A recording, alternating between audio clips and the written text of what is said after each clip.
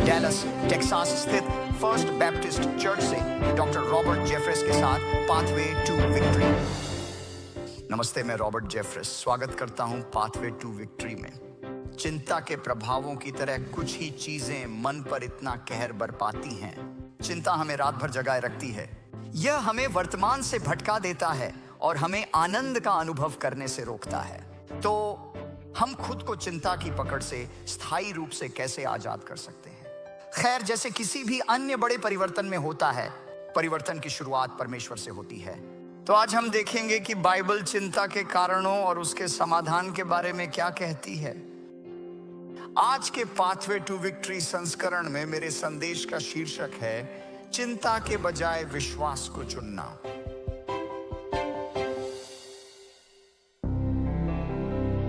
किसी ने लिखा है, हमारे बीच एक चोर खुलेआम घूम रहा है। वह एक खतरनाक चोर है जिसका इरादा है हमारी सबसे कीमती चीजें चुराने पर हमारी खुशी, हमारी मानसिक शांति, यहां तक कि हमारी सेहत भी। बताइए, उस चोर का नाम क्या है? चिंता। आर्थर रॉश ने चिंता को डर की एक पतली धारा के रूप में वर्णित किया है जो मन के भीतर धीरे धीरे बहती रहती है। अगर इसे प्रोत्साहित किया जाए तो यह एक ऐसा मार्ग बना लेता है जिसमें बाकी सभी विचार बह जाते हैं। और यही चिंता करती है। यह हमारे जीवन की खुशी और भावनाओं को दबा देती है। दिवंगत कोरी टेन बूम ने कहा था, चिंता कल के दुख को जरा भी कम नहीं करती, चिंता आज की ताकत छीनती है। क्या आपको लूका अध्याय 8 याद है? यीशु ने उस बोने वाले की दृष्टांत सुनाई जो बीज बोने के लिए निकला और वह बीज 4 अलग अलग प्रकार की मिट्टी पर गिरा। बीज परमेश्वर का वचन है। 4 प्रकार की मिट्टी वचन ग्रहण करने वाले मानव हृदय की 4 स्थितियों को दर्शाती हैं, जिन्हें यीशु ने दृष्टांत के माध्यम से स्पष्ट किया। 14वें पद में यीशु ने कहा, कांटों के बीच गिरा बीज वे लोग हैं जिन्होंने वचन सुना और चलते हुए वे जीवन की चिंताओं, धन और सुखों में उलझकर घुट जाते हैं और उनका फल कभी नहीं पकता और व्यर्थ हो जाता है। यह बीज उपजाऊ मिट्टी पर गिरा। यह बढ़ने लगा, लेकिन फिर नीचे एक खरपतवार प्रणाली थी जिसने इस पौधे की जान ही पूरी तरह से आखिरकार घोंट दी। यीशु कह रहे थे कि हम में से कुछ लोगों के लिए जब हम अपनी आध्यात्मिक परिपक्वता में बढ़ने की कोशिश करते हैं तो हमारी आध्यात्मिक रुचि 3 चीजों के कारण दब जाती है। वह सुख के प्रेम के बारे में बात करता है, पैसे का प्रेम, लेकिन उस सूची में सबसे ऊपर जो हमारी जिंदगी में आत्मिक विकास को रोकता है, काफी चिंता है। चिंता हमारे भीतर की आध्यात्मिकता को पूरी तरह से दबा सकती है। चिंता का उपाय क्या है? यीशु ने यूहन्ना 14:27 में कहा, मैं तुम्हें शांति देता हूं, मैं तुम्हें अपनी शांति देता हूं। जैसी शांति संसार देता है वैसी मैं तुम्हें नहीं देता। तुम्हारा हृदय व्याकुल न हो और न ही डरने पाए। मसीह की विरासत, उनका हमें दिया तोहफा शांति थी, चाहे हमारे आसपास कुछ भी हो। आप में से कितने लोग ऐसी शांति चाहते हैं कि चाहे आपके आसपास कुछ भी हो, आप बिल्कुल शांत हैं, सब कुछ ठीक है? खैर, आत्मा की आवाज संगीत का एक टुकड़ा है जिसने इसे आपके जीवन में लाया है। वह संगीत के माध्यम से ही है। आप जानते हैं, बाइबल में इब्रानियों 11:1 में लिखा है, विश्वास कोई आशा या इच्छा नहीं है, विश्वास एक आश्वासन है। विश्वास आशा की वस्तुओं का आधार और अनदेखी चीजों का प्रमाण है। यह आश्वासन है कि सब कुछ परमेश्वर के नियंत्रण में हमेशा बना रहता है। लेकिन विश्वास जीवन में अपनाया गया एक दृष्टिकोण है जिसे हम चुनते हैं। अब इससे पहले कि हम अपने जीवन में विश्वास को चुनने के बारे में बात करें, आइए चिंता के कुछ सामान्य कारणों पर नजर डालते हैं। दरअसल जब मैं शास्त्रों को देखता हूं और 40 वर्षों तक लोगों से बात करने के बाद जो लोग लगातार चिंता करते हैं, मैंने हमारे जीवन में चिंता के 3 मुख्य कारणों की पहचान की है। कारण नंबर 1, एक पूरी तरह से गलत और दोषपूर्ण मूल्य प्रणाली, एक गलत मूल्य प्रणाली। मैं चाहता हूं कि आप अपने दिमाग में यह बात रखें, कुछ ऐसा जो आपको चिंता में डालता है। इस समय वह कौन सी बात है जिसकी आपको सबसे ज्यादा चिंता है? किसी ने कहा है कि चिंता का कारण यह है कि आप अपना जीवन अस्थायी चीजों के इर्द गिर्द बनाते हैं, न कि शाश्वत के। जब भी आपका दिल, आपकी भावनाएं उन चीजों के इर्द गिर्द बनी होती हैं जिन्हें आपसे छीना जा सकता है, तो आपके जीवन में एक हल्की सी चिंता हमेशा बनी रहेगी जो आपको घेर लेगी। चक स्विंडॉल महान स्कॉटिश प्रचारक अलेक्जेंडर व्हाइट का उदाहरण देते हैं, जिन्होंने हमारी प्रवृत्ति के बारे में बात की थी कि हम बहुत पतली तारों पर बहुत भारी वजन लटकाने की कोशिश करते हैं।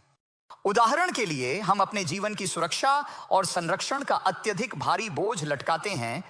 हम कड़ी मेहनत करते हैं, फिर भी मंदी के कारण नौकरी चली जाती है, या हम अपनी खुशी को टांग देते हैं। हमारी सेहत की बहुत पतली डोर पर हम टिके रहते हैं, बस डॉक्टर की एक बुरी रिपोर्ट से वह डोर टूट जाती है। या हम अपने जीवन के उद्देश्य का बहुत भारी बोझ अपने परिवार पर डाल देते हैं, सिर्फ इसलिए कि एक भीषण सड़क हादसे में उसकी असमय मृत्यु हो जाए।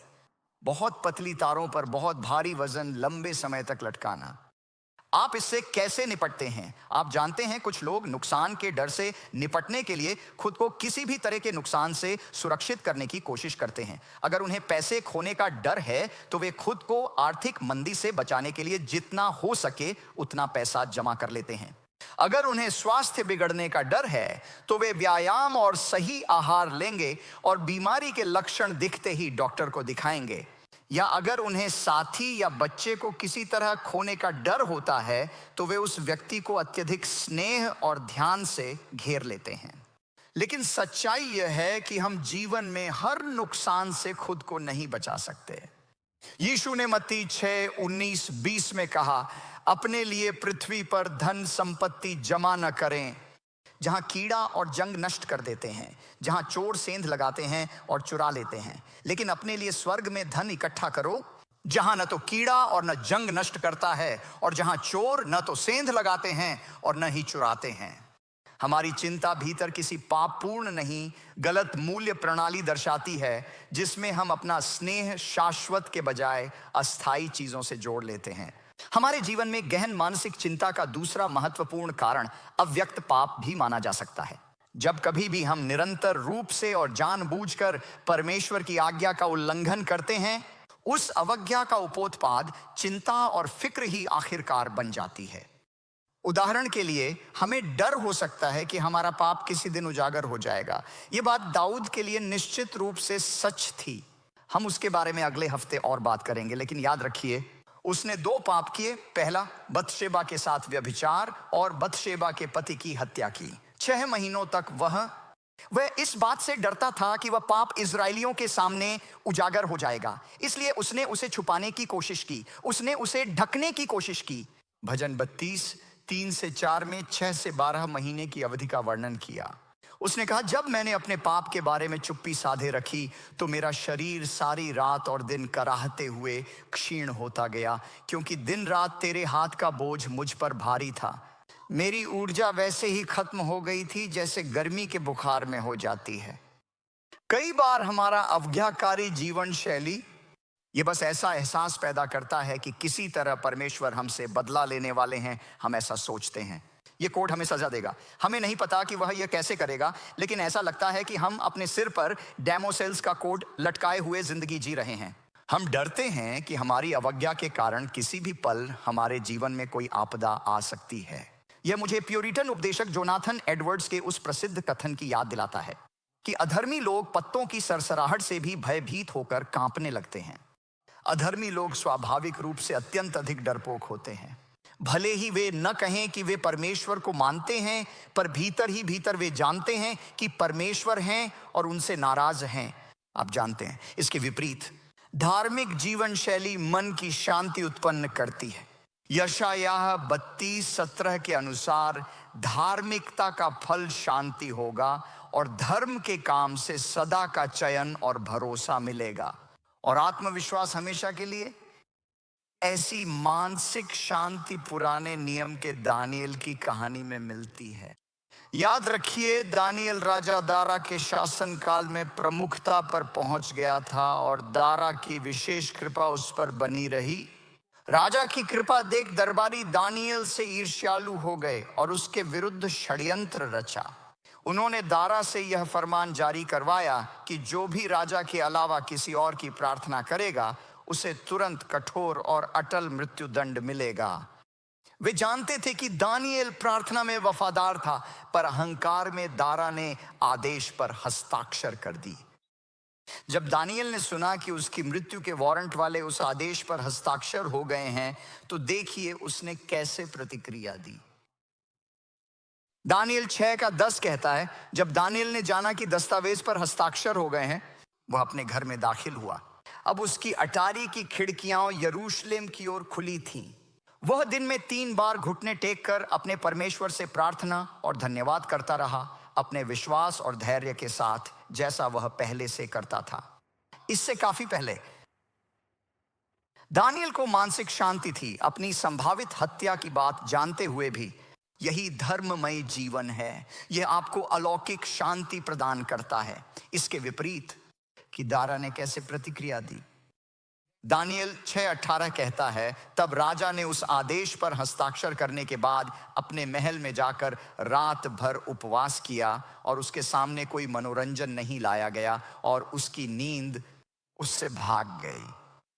हालांकि दारा के पास मानवीय अधिकार के तहत उस आदेश पर हस्ताक्षर करने का पूरा अधिकार था, लेकिन वह जानता था कि यह गलत है।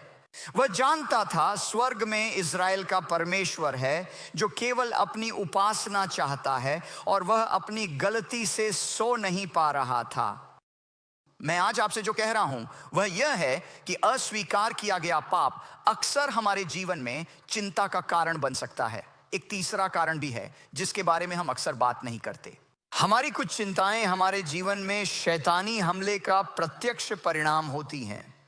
शायद ये बात बढ़ा चढ़ा कर लगे, पर पूरी बात सुने बिना मुझे नकारे नहीं। इफिसियों 6 में पौलुस उस आत्मिक कवच को बताते हैं जो हर मसीही के लिए विश्वास और भक्ति के साथ शैतान के हमलों से लड़ने हेतु है। पौलुस कहते हैं कि हमारा संघर्ष मांस और रक्त या अन्य लोगों के दृढ़ विश्वास के खिलाफ नहीं है। हमें लगता है कि हमारी लड़ाई अपनों या दूसरों से है, पर पौलुस कहते हैं यह मांस रक्त से नहीं, बल्कि स्वर्गीय स्थानों की दुष्ट आध्यात्मिक शक्तियों के विरुद्ध आध्यात्मिक युद्ध है। आध्यात्मिक युद्ध हेतु आध्यात्मिक हथियार चाहिए। 16वीं आयत में वह हमारे लिए उपलब्ध एक पूर्ण और शक्तिशाली कवच का वर्णन करता है। विश्वास की इस ढाल को मजबूती से थामे रखो, जिससे तुम उस दुष्ट के सभी जलते हुए तीरों को बुझाने में पूरी तरह सक्षम होगे। मैं ईमानदारी से मानता हूं कि शैतान के पास कई जलते हुए तीर हैं जिन्हें वह अलग अलग लोगों की जिंदगी में छोड़ता है। मुझे ऐसा प्रतीत होता है कि उसकी सर्वाधिक प्रिय तीरों में से एक चिंता है। वह हमारी जिंदगी में चिंता का वह जलता हुआ तीर भेजना बहुत पसंद करता है। मैं ये इसलिए कह रहा हूं क्योंकि हमारे जीवन पर इसका प्रभाव काफी महत्वपूर्ण है। 2 तीमुथियुस 1:7 में पौलुस कहता है, परमेश्वर ने हमें भय की आत्मा नहीं दी है, बल्कि प्रेम, शक्ति और संयमित मन का। कैसे जाने कि यह शैतान से है? जब भी चिंता आपको ईश्वर से दूर करे, न कि उनके करीब, तो समझें कि यह ईश्वर से नहीं बल्कि शैतान से है। जीवन की अधिकांश चिंताएं परमेश्वर से नहीं बल्कि शैतान से आती हैं, जो एक भयानक झूठ पर आधारित हैं। मैंने डॉक्टर वॉल्टर कैलवर्ट द्वारा किया गया अध्ययन पढ़ा। चिंता पर एक अध्ययन में यह निष्कर्ष निकला कि जिन चीजों की हम चिंता करते हैं उनमें से 92% कभी होती ही नहीं है। हम सभी अपने जीवन में विश्वास की उस ढाल को कैसे मजबूती से खड़ा कर सकते हैं ताकि चिंता के जलते हुए हमलों को पूरी तरह से शांत कर सकें। यहाँ 4 सकारात्मक कदम हैं जो आप उठा सकते हैं, और ये सभी ईश्वर के वचन पर आधारित हैं। सबसे पहले और सबसे महत्वपूर्ण, अपने जीवन में ज्ञात पापों से पश्चाताप करें। अगर हमारी कुछ चिंता गलत मूल्य प्रणाली के कारण है तो वह जीवन में सिरदर्द जैसी बन जाती है। चिंता सिरदर्द जैसी है। यह संकेत है कि जिंदगी में कुछ गड़बड़ है। शायद आपके लिए आप महसूस करते हैं कि जीवन अस्थायी चीजों पर बनाया है, चाहे वे पापपूर्ण ना हो, पर वे आपसे छीनी जा सकती हैं। आपको अपनी इच्छाओं को बदलने और अपने मन को सुधारने तथा ईश्वर के मार्गदर्शन को अपनाने की जरूरत है। कुलुस्सियों 3:1-2 कहता है, यदि तुम मसीह के साथ जिलाए गए हो तो ऊपर की बातों को खोजो जहां मसीह परमेश्वर के दाहिने है। मन ऊपर की बातों पर लगाओ, पृथ्वी पर नहीं। अब शब्द पश्चाताप हम अगले हफ्ते अपराध बोध के बजाय पश्चाताप चुनने पर बात करेंगे, लेकिन एक झलक देखिए। पश्चाताप यानी मेटानोयो का अर्थ है मन का वह परिवर्तन जो जीवन की दिशा बदल दे। कुछ के लिए पश्चाताप का अर्थ है अपनी मूल्य प्रणाली और प्राथमिकताओं के बारे में सोच बदलना। आप में से कुछ लोगों के लिए पश्चाताप करना शायद आपको अपने जीवन की परिचित चीजें छोड़नी पड़े जो प्रभु को अप्रसन्न करते हैं। ये एक गलत रिश्ता हो सकता है, ऐसा भी हो सकता है एक बेईमानी की प्रथा जिसमें आप शामिल हैं। ये चीज एक लत हो सकती है। आप जानते हैं कि परमेश्वर अप्रसन्न है और आपके भीतर यह भावना है कि अगर आप नहीं रुके, अगर आप नहीं बदले, तो परमेश्वर आपके जीवन में अपनी अनुशासनात्मक कार्रवाई भेजेंगे। और वह डर बेवजह नहीं है। इब्रानियों 12:6 कहता है, प्रभु जिसे प्रेम करता है उसे अनुशासित करता है और हर स्वीकारे हुए पुत्र को ताड़ना देता है। अगर आप अपने जीवन में पाप में लिप्त हैं तो यह सवाल नहीं है कि क्या परमेश्वर अनुशासन भेजेंगे या नहीं। सवाल सिर्फ इतना है कि वह अनुशासन कब आएगा। वह इसे आपके जीवन में इसीलिए नहीं भेजता कि वह आपसे नफरत करता है या इसीलिए कि मैं तुमसे प्यार नहीं करता हूं। वह प्रेमवश आपके जीवन में अनुशासन लाता है। जैसे माता पिता अपने बच्चे को सुधारते हैं, वैसे ही हमारा स्वर्गीय पिता हमें सच्चे प्रेम से प्यार पूर्वक अनुशासित करता है। अच्छी खबर यह है कि हमें इसे सहने की जरूरत नहीं। हम अपने जीवन में परमेश्वर की प्रेमपूर्ण लेकिन पीड़ादायक अनुशासन से बच सकते हैं। हम ऐसा कैसे करें? 1 कुरिन्थियों 11:31 कहता है, पर यदि हम अपने आप को ईमानदारी से ठीक से जांचें तो हम पर न्याय न किया जाएगा। अभी आपके पास मौका है, अभी आपके पास यह अवसर है कि आप कह सकें, मैं सही दिशा में नहीं जा रहा हूं। आज के इस विशेष दिन मैं एक नई दिशा में चलना प्रारंभ करने का निर्णय लिया है। डर से बचने का तरीका है अनजाने पापों से पश्चाताप करना। दूसरा, अपने जीवन से सभी अनावश्यक डर को दूर करें। अक्सर हमारे अधिकांश डर उनके स्रोत का सामना करने मात्र से दूर हो सकते हैं। उदाहरण के लिए, हम अक्सर चिंतित रहते हैं कि वे चीजें न करना जो हमें करनी चाहिए। हमें पता है कि हमें दंत चिकित्सक के पास जाना चाहिए। 1 साल से डेंटिस्ट के पास नहीं गए, पर डर है कि वह क्या खोज लेगा, इसलिए हम इसे टालते हैं। और जितना टालते हैं उतनी ही कैविटीज बढ़ाने की चिंता होती है। मुझे पता है कि कुछ करना चाहिए, पर खुद को तैयार नहीं कर पाते। या शायद आपको पता है कि आपको अपने बैंक स्टेटमेंट का मिलान करना है, लेकिन आप ऐसा करने से डरते हैं। आप नहीं जानना चाहते कि आपकी वित्तीय स्थिति सोच से अधिक खराब है, इसलिए आप इसे टालते हुए उस डर के साथ जीते हैं क्योंकि आप जरूरी काम नहीं कर रहे हैं। क्या आप जानते हैं, एक डॉक्टर ने यह कहा है, हमारे आधुनिक युग के 3 सबसे अधिक प्रभावशाली हथियारे हैं: घड़ी, कैलेंडर और टेलीफोन। ये तीनों उपकरण हमें उन अधूरे कार्यों की याद दिलाते हैं जो हम नहीं कर रहे हैं। मैं आपको 3 ऐसे शब्द बताऊंगा जो आपकी जिंदगी से बेवजह का डर दूर कर सकते हैं। क्या आप तैयार हैं? कीजिए ये चीज अब इस समय। आप अभी इसी करें। तीसरा, अपने जीवन में परमेश्वर की पिछली विश्वास योग्यता को स्मरण करते रहें। विश्वास की ढाल बनाने के लिए परमेश्वर की पिछली विश्वास योग्यता को याद कर मनन और ध्यान करें। भजन संहिता पढ़ें। आप पाएंगे कि दाऊद हमेशा चिंता से जूझता रहा। उसके कई भजनों में आप उसकी बेचैनी को महसूस कर सकते हैं और कई बार इसके पीछे वाजिब कारण भी थे। जैसे उनके द्वारा रचित भजन संहिता 3 में उन्होंने लिखा, जब उसका बेटा अबशालोम था, अपने पिता के खिलाफ विद्रोह खड़ा करना। भजन संहिता 3 पद 1 और 2, हे प्रभु, मेरे विरोधी कितने बढ़ गए हैं, बहुत से लोग मेरे खिलाफ उठ खड़े हो रहे हैं। बहुत से लोग मेरी आत्मा के बारे में कह रहे हैं, उसके लिए परमेश्वर में कोई उद्धार नहीं है। पर तीसरी आयत में उसका हृदय परिवर्तन देखें, परंतु हे प्रभु, तू मेरी ढाल है, मेरी महिमा है और तू ही मेरा सिर ऊंचा करता है। क्या आप हमारे गायक दल को यह गाते सुन सकते हैं? मैं अपनी आवाज से प्रभु से रो रहा था और उसने मुझे अपने पवित्र पर्वत से उत्तर दिया। मैं लेट गया और सो गया। मैं जागा क्योंकि प्रभु मुझे संभालते हैं। मैं उन 10,000 लोगों से नहीं डरूंगा जिन्होंने चारों ओर मुझे घेर लिया है। अब आप पद 2 और 3 के बीच बदलाव को कैसे समझाएंगे और इसके अर्थ को समझें। उसकी चिंता खत्म होने का मुख्य कारण क्या था? उससे परमेश्वर की बीते समय की वफादारी और सच्चाई याद आई। उसे याद आया कि परमेश्वर ने उसे पहले भी संकट से उबारा था और उसने कहा, जानते हो क्या, वही परमेश्वर जिसने मुझे पहले भी बचाया था वही मुझे इस बार भी बचाएगा। कहिए पास्टर, आप इसमें बहुत कुछ पढ़ रहे हैं, आपको कैसे पता कि यही मुख्य वजह थी जिससे दाऊद की चिंता अचानक दूर हो गई? क्योंकि दाऊद ने परमेश्वर की पिछली विश्वास योग्यता पर ध्यान केंद्रित करने का इतिहास बनाया था। अपने जीवन के पहले के वर्षों में जब उसने उस विशालकाय 9 फीट 9 इंच लंबे गोलियत का सामना किया था, याद है उसने पहला शमूएल अध्याय 37 में क्या कहा था? तब दाऊद ने उत्तर देते हुए कहा, जिस परमेश्वर यहोवा ने मुझे शेर और भालू के पंजे से बचाया है वही मुझे इस पलिश्ती के हाथ से भी निश्चित रूप से सुरक्षित बचाएगा। मुझे डरने की कोई जरूरत नहीं है, दाऊद ने कहा। जब मैं एक छोटा सा चरवाहा लड़का था, वहां जहां कोई मुझे नहीं जानता था, तब परमेश्वर ने मुझे चमत्कारिक रूप से शेरों और भालुओं से बचाया था। वह आज भी मेरी देखभाल करेंगे। और हम कहानी जानते हैं, उसने ऐसा ही किया।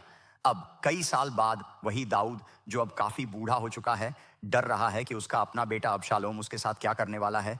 दाविद ने कहा, वही परमेश्वर जिसने मुझे शेरों और भालुओं के पंजों से और उस विशाल गोलियत के हाथों से छुड़ाया था, जैसे उसने सालों पहले गोलियत के साथ किया था, वही आज भी मेरे लिए करेगा। परमेश्वर की पिछली विश्वास योग्यता को याद करते हुए चिंतन करें। आपके पास कहीं ना कहीं एक आध्यात्मिक डायरी में आपके जीवन में वे महत्वपूर्ण घटनाएं जब परमेश्वर ने चमत्कारिक रूप से हस्तक्षेप किया, जब आपके जीवन में कुछ ऐसा हुआ जिसने आपको एक ऐसी मुश्किल स्थिति से बाहर निकाला जिसे केवल परमेश्वर की शक्ति से ही समझाया जा सकता है। हम सभी को ऐसे आयोजनों की जरूरत होती है। इसलिए मैं प्रार्थना डायरी रखता हूं और उत्तरों की सूची बनाता हूं ताकि मैं प्रभु की पिछली महान विश्वास योग्यता को याद कर सकूं। यही विश्वास को दृढ़ करने का रहस्य है। आखिरकार आप चिंता के बजाय विश्वास को कैसे चुनते हैं? परमेश्वर के साथ संपर्क में बने रहें। फिलिप्पियों 4 खोलिए, वही अंश जिसे हमने सेवा के दौरान पहले पढ़ा था। क्या आपको याद है जब पौलुस ने फिलिप्पियों को पत्र लिखा था? जैसे मेरे एक मेंटर अक्सर कहा करते थे, पॉल फ्रेंच रिवेरा में आराम से बैठकर पिना कोलाडा नहीं पी रहे थे। वह जेल में अपनी सजा काट रहा था। वह जूरी के फैसले के दायरे में था कि वह जिएगा या मरेगा। 19 बार फिलिप्पियों के पत्र में उन्होंने प्रभु में आनंद की बात की। और देखिए वह 6ठे पद में क्या कहते हैं, किसी भी बात की चिंता मत करो, बल्कि हर बात में प्रार्थना और विनती के साथ धन्यवाद सहित अपनी याचिकाएं परमेश्वर के सामने प्रकट करो।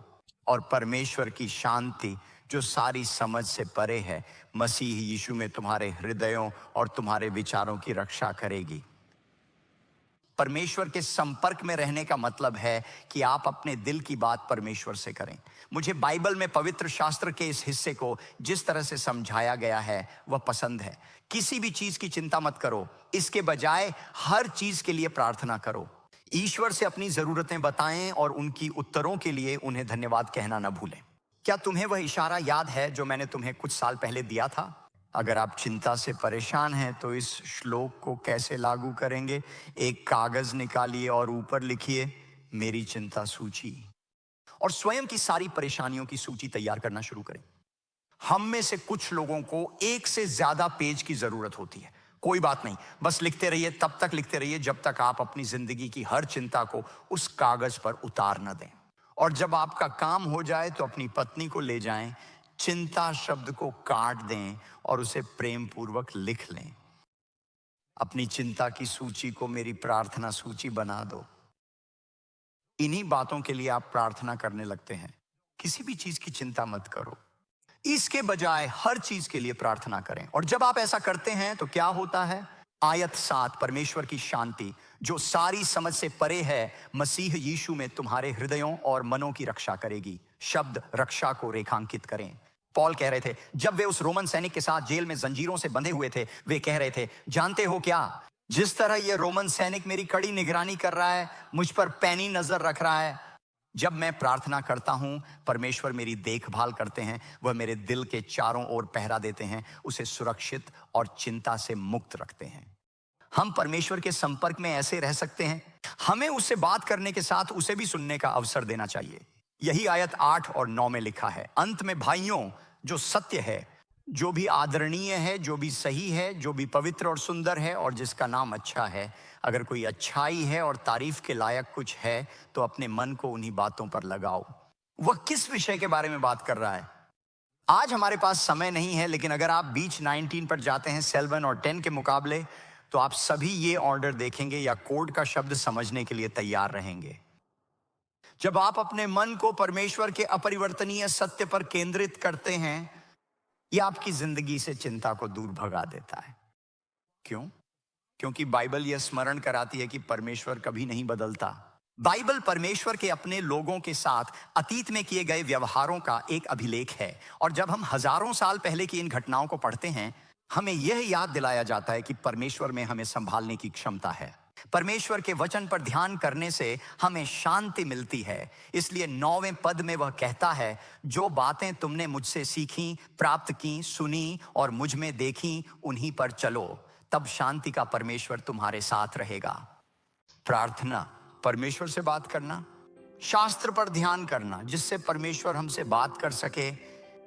जब प्रेरित पौलुस जेल में थे तो कई चिंताजनक क्षणों से उन्हें मुक्त किया गया, और वही परमेश्वर की शांति। जब आप विश्वास को चुनने के लिए ठोस कदम उठाते हैं तो यह आपके लिए उपलब्ध होता है। चिंता के बारे में सोचना।